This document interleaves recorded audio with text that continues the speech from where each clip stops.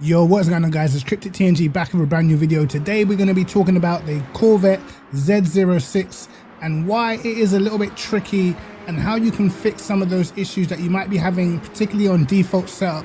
Why the car is such a handful. You don't see many people picking the Corvette. I personally have picked the Corvette for the online GT3 championship, which is not fixed, but I will tell you why in fixed setup people tend to struggle with this car. So let's take a deep dive into the Corvette. So here we are in the Corvette around Bahrain. Now I'm going to dive straight into the default setup. As you can see, this is definitely default, and I'm going to tell you guys why it's such a tricky car to drive.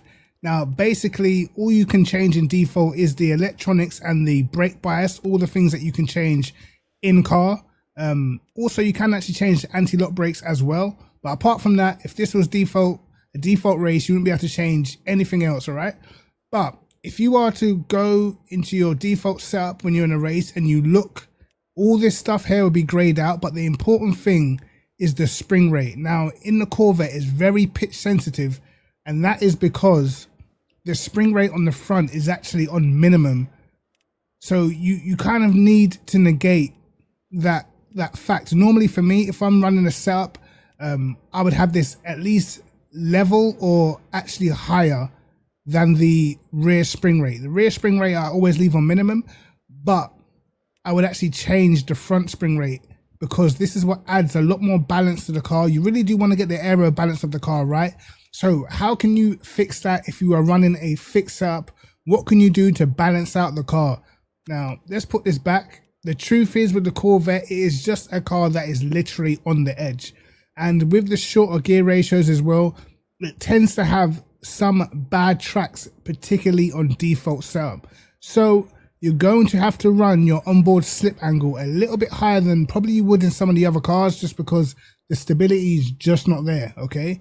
Now I've run previously 556, I believe I ran that at Fuji and it was decent.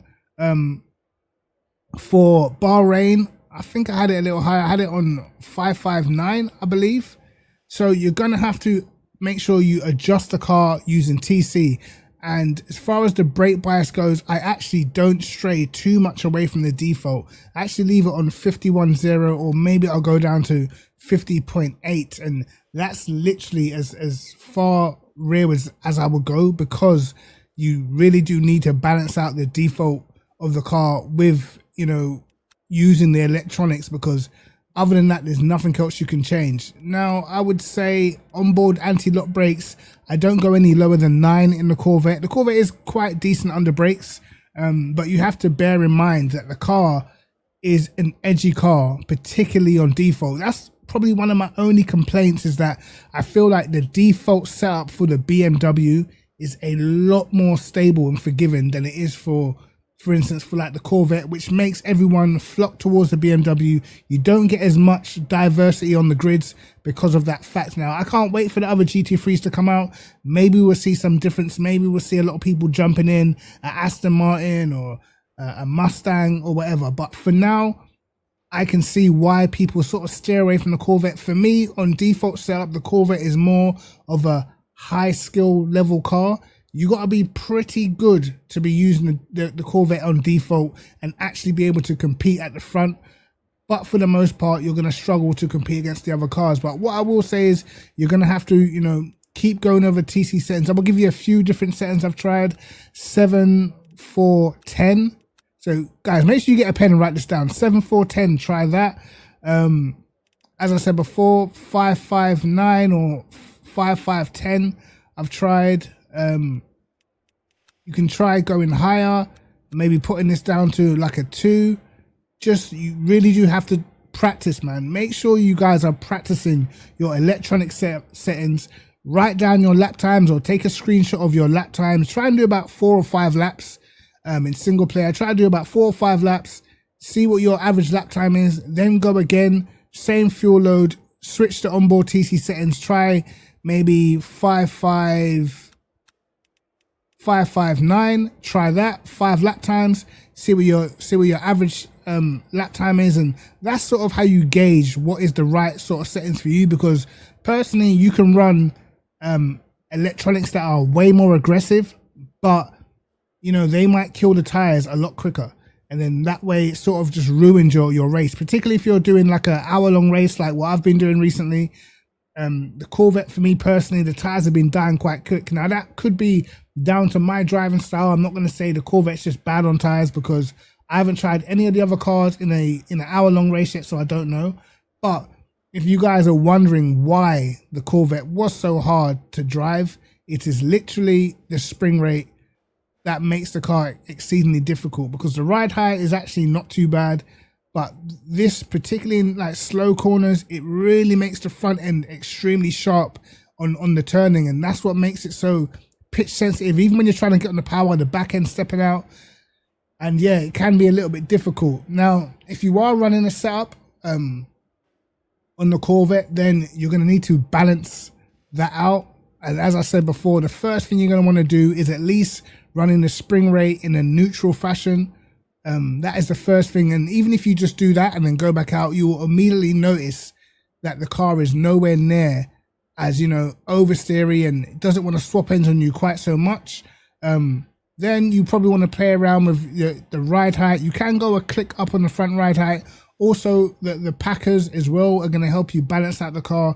It's all about finding that balance. Believe it or not, downforce. I mean, downforce is important on this game. Particularly like, you know, being able to sort of run lower downforce, trying to find that correct balance. But for me, the personality of the car is affected so much more by what you see in the suspension settings. These seem to affect the way the car handles even more than the wing settings. I don't think it's just as easy as ATC, where you just put on maximum wing, put up the ride height, get a bit of oversteer while still keeping the aero high on the rear, and the car just balances itself out. No. If you was to put the spring rate here down and was to put this up and then think that you can just go to the ride height and max it out and the car will have balance, nope, it won't. It will literally be trying to kill you. So just make sure, if you are making setups, that you're first of all trying to balance that out with the suspension, because that's the best way I feel like you're going to find the correct balance. Okay, so that's just a brief video on the Corvette. I will do some more videos on the other cars as well. If you want any in-depth videos on the Corvette, I am going to be dropping some special videos on my Patreon, so make sure you become a member. And yeah, catch me on Patreon. Also jump in the Discord if you guys want to have a quick chat about anything, man. Pretty much everyone is on LMU, so you'll be welcome to have a conversation, or if you're struggling with anything, trust me guys, right now we're all grinding LMU. So yeah, other than that guys, Cryptic TNG, like and subscribe, hit the notification bell to catch my videos first, and peace.